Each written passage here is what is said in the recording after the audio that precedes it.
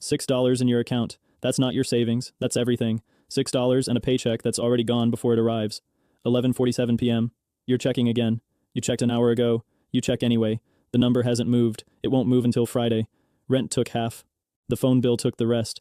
The last $40 disappeared into a subscription you forgot to cancel. And somehow, this keeps happening. You are not broke because of one bad decision. You are broke because of 100 small ones that didn't feel like decisions at the time. You eat what's cheap, rice, eggs, whatever's on clearance. You stop buying fruit because fruit goes bad, and wasting food when you're this low feels like a crime. You know the exact price of everything in your kitchen, not because you're smart with money, because money doesn't give you the option to be careless. Your friends say, let's go out. You say maybe next time. You've said maybe next time 11 times. They stopped asking. You didn't notice when they stopped because you were doing math. You're always doing math. Standing in line at the gas station doing math. Lying in bed doing math. Brushing your teeth doing math. Not complicated math. Survival math. If I don't buy this, I can afford that. If I skip this, I make it to Friday. The bank app is the most opened app on your phone. More than messages. More than anything. You open it. Stare at the number. Close it. Open it again like the number might change if you look hard enough. Notification. Overdraft fee. $34. You just lost $34 for being poor. That's the part nobody explains. Being broke costs money. The fee for not having enough is more money taken from what you don't have.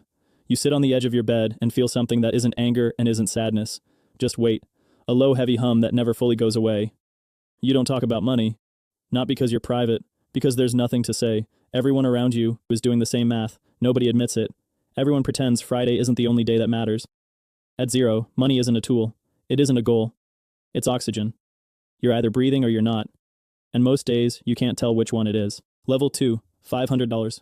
You're finally not negative. For the first time in months, the number on your screen doesn't tighten your chest. But $500 isn't safety, it's a pause. One flat tire, one urgent care visit, one broken phone screen, and you're back to zero. You know this because you've been here before. You've touched $500 3 times and lost it 3 times. This time you guard it like it's the last of something important. You still check your balance every morning, not panic anymore. Habit.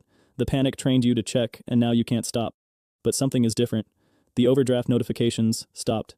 That silence from your bank feels like the loudest victory you've ever had. You buy groceries, and for the first time in months, you don't calculate the total before you reach the register. You just put things in the cart. Normal things. Things that aren't on clearance. You grab the name brand cereal. You stand there holding it for a second, like it means something. It does. Not because of cereal, because of what it represents. You can afford to stop calculating, even if it's just for one trip. You set a rule. Don't drop below $300. You break it in the second week. Car needed gas. Laundry needed quarters. Life needed its cut. You rebuild it by the end of the month. That cycle of losing and rebuilding becomes your first lesson in something you don't have a name for yet. Discipline. You're not comfortable.